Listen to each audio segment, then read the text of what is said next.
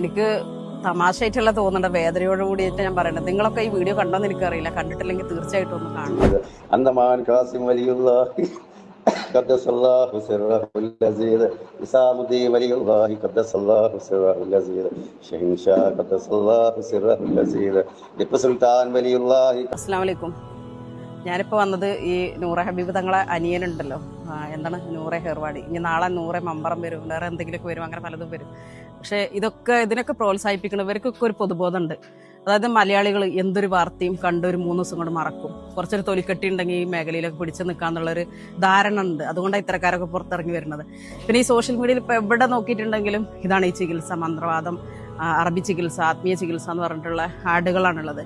അത് മറ്റുള്ളവർക്ക് തോന്നാണ് ഇവരൊക്കെ ചെയ്യുന്നുണ്ടല്ലോ ഞങ്ങൾക്കും ചെയ്യാലോ. ഈ സാധാരണക്കാര മനസ്സിൽ പോലും എന്താണ്, ഒരു മുതൽ മുടക്കില്ലാത്ത ബിസിനസ് ഇതാണ്, ഇപ്പോൾ വിജയിക്കാൻ പറ്റുന്ന ഒരു മേഖല ഇതാണ്. അപ്പോൾ നമുക്ക് ആരെങ്കിലും വെച്ചുകൊണ്ട് ഇത് ചെയ്യാം, ഇതിന്റെ ബാക്കിൽ നിന്നുകൊണ്ട് ഇതൊരു പക്ക ബിസിനസ് പോലെ ആയി മാറി. ഇപ്പോൾ ആത്മീയത പോലും അളന്ന് തൂക്കി വിൽക്കണ ഒരു കാലഘട്ടത്തിലാണ് നമ്മൾ ജീവിക്കുന്നത്. അപ്പോൾ ഇവർക്ക് വ്യക്തമായിട്ട് അറിയാം, ഇവരിങ്ങനെ ചിരിച്ചാലും എന്ത് തമാശ ആക്കിയാലും ആത്മീയതിനെ കേവലം തമാശവൽക്കരിച്ചിട്ട് അവരൊക്കെ എടുക്കുന്നത്. അതിന്റെ ഒരു ഉദാഹരണമാണ് ഈ ചിരി. ഈ ചിരിക്കുള്ളിൽ നിങ്ങൾക്ക് ബുദ്ധിയുള്ളവർക്ക് മനസ്സിലാക്കാൻ പറ്റും ഇവരെ ഉപഭോക്താക്കൾ ഇവരിലേക്ക് എത്തുന്നുള്ള ആ ഒരു കോൺഫിഡൻസ് ആണ് ഈ ചിരിക്ക് പിന്നിലുള്ളത്. അപ്പൊ അത് നിങ്ങളെല്ലാവരും തിരിച്ചറിയാന്നുള്ളത് എനിക്ക് പറയാനുള്ളത്.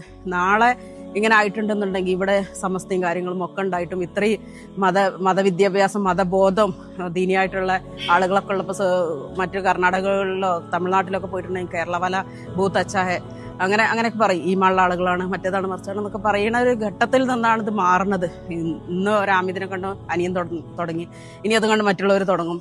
അങ്ങനെ പലരും ഇത് കൊടിമരം ചികിത്സയൊക്കെ ആയിട്ട് പോകും. പഴയ കാലങ്ങളിലുണ്ട് ചികിത്സയും കാര്യങ്ങളൊക്കെ, ഉറപ്പും നറക്കും മന്ത്രവാദം ചികിത്സ പെട്ടെന്നൊരു കാലഘട്ടത്തിൽ ഉണ്ടായതല്ല. മനുഷ്യനുള്ള കാലം മുതലേ വിശ്വാസങ്ങളുണ്ട്, വിശ്വാസം ഉള്ള കാലം മുതലേ ഈ ആത്മീയ ചികിത്സകളുണ്ട്. അപ്പൊ എല്ലാവരും സൂക്ഷിക്കുക, ഇത്തരം കാര്യങ്ങളിലേക്ക് പോകാതെ പടച്ചോനിലുള്ള ഒരു വിശ്വാസം ബലപ്പെടുത്തി, പരീക്ഷണങ്ങളാണ് എനിക്ക് പടച്ചോൻ തന്നിട്ടുള്ള പരീക്ഷണങ്ങളാണെന്നുള്ള തിരിച്ചറിവോടുകൂടി കുറച്ചൊരു ക്ഷമ കാണിക്കുക.